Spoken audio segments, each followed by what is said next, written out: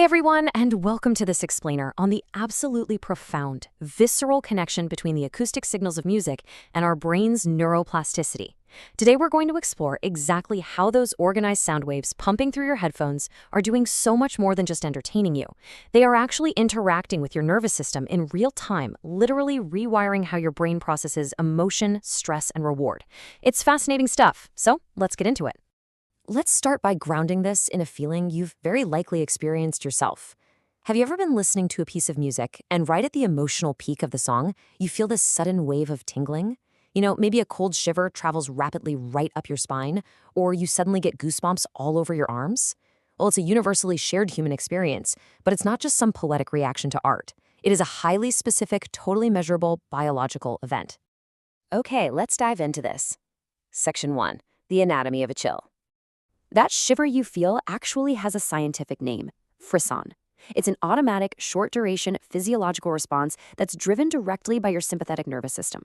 It involves paresthesia, which is just that tingling sensation on your skin, pupil dilation, and piloerection, which is the fancy clinical term for goosebumps. Now, you might be wondering, why does this happen? Well, the sources reveal that this reaction is often triggered when a piece of music violates our expectations.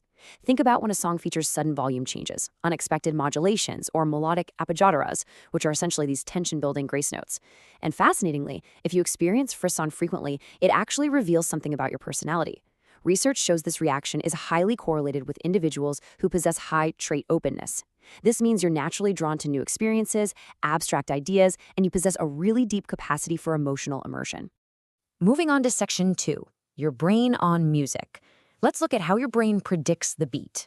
Now, what's really interesting about this slide is how it maps out exactly what's happening in your head. When you listen to music, your prefrontal cortex essentially acts as this highly advanced prediction machine, playing a continuous game of musical hide-and-seek with the incoming acoustic signals. This triggers the mesolimbic dopamine pathway in two very distinct phases. Remember, dopamine is the neurotransmitter most linked to reward and motivation, and music triggers it in a highly structured loop. Over on the left, we have the anticipatory phase, which originates in the caudate nucleus. This is the wanting phase. And on the right is the consumptory phase, originating in the nucleus accumbens, which represents the actual liking or the rewarding resolution. Let's see exactly how this plays out in real time as a song progresses. Picture this. Your absolute favorite song is playing. As the musical tension starts to build, your prefrontal cortex is rapidly analyzing statistical patterns, forecasting exactly when the next rhythmic beat or melodic shift is going to drop. This intense forecasting creates a huge anticipatory dopamine spike right in the caudate nucleus. Your brain is actively wanting that musical resolution. The tempo quickens, the volume swells, and the cognitive tension just mounts higher and higher. And then, boom, the climax hits. The song resolves. When the music satisfies or even pleasantly violates your prediction, a powerful prediction error signal travels along your reward circuitry. This floods the hedonic hotspots in the nucleus accumbens, triggering that consummatory liking phase. The physical response you feel is incredibly intense because it actually mimics the exact same reward systems your brain uses for primary survival needs. Interestingly enough, as your brain learns to predict exactly when this musical climax occurs, it acts just like Pavlov's dogs. Your body literally learns to associate those familiar opening notes with an intense biological reward, anticipating the pleasure before the climax even hits. It's brilliant. Section 3. The paradox of sad music. This raises a great question. If we constantly seek a dopamine-fueled reward, why seek melancholy? This brings us to a fascinating controlled study detailed in our sources. Researchers wanted to see if the sequence of music could actively modulate a person's emotional state. So they took healthy adults and actually subjected them to a sadness induction. Basically, they had them watch a really sad movie clip. Then they split them into groups and played different sequences of music. The results were incredibly telling. The group that listened to a sad piece of music followed by a happy piece of music ultimately reported the highest positive affect, the highest emotional valence, and the lowest negative affect overall. It turns out meeting the brain where it currently is emotionally, before guiding it elsewhere, is highly effective for emotional regulation. You have to match the mood first. And, this precise psychological mechanism is exactly why music therapy is so much more than just putting on a Spotify playlist. Therapists use a highly structured mix of receptive therapy and active therapy. Receptive therapy might involve passively listening to a song and then, say, writing 3 words about how it made you feel.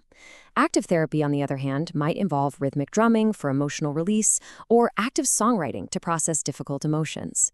And a randomized controlled trial actually showed that these structured music therapy techniques didn't just improve clinical scores on a piece of paper. They yielded statistically significant improvements in everyday, real-life functioning. That is a real game changer. Section 4. Music as medicine and its broader clinical applications.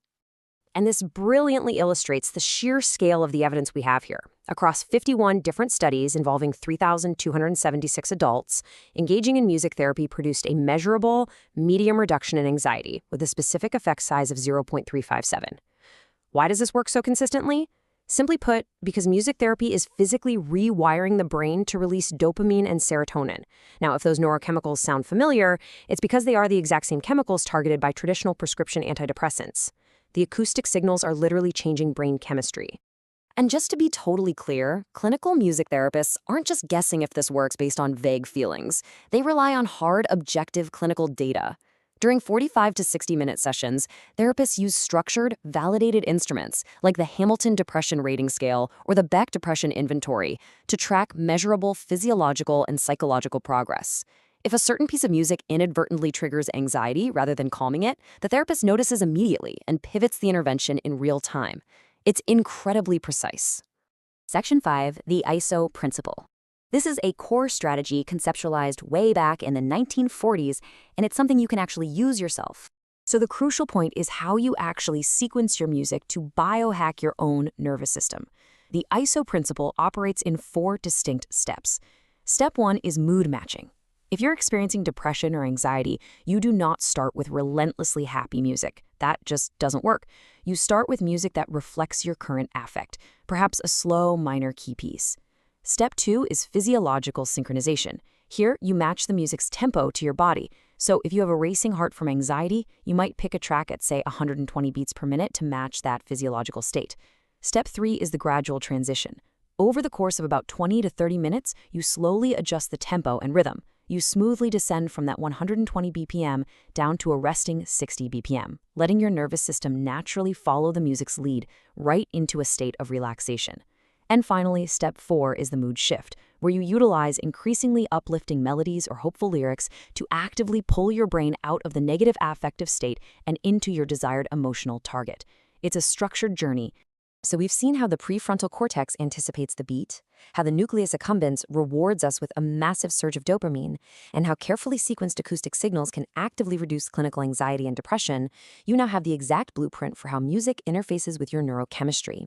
Knowing that every single beat physically rewires your emotional circuitry in real time, what soundtrack will you design to hack your brain today?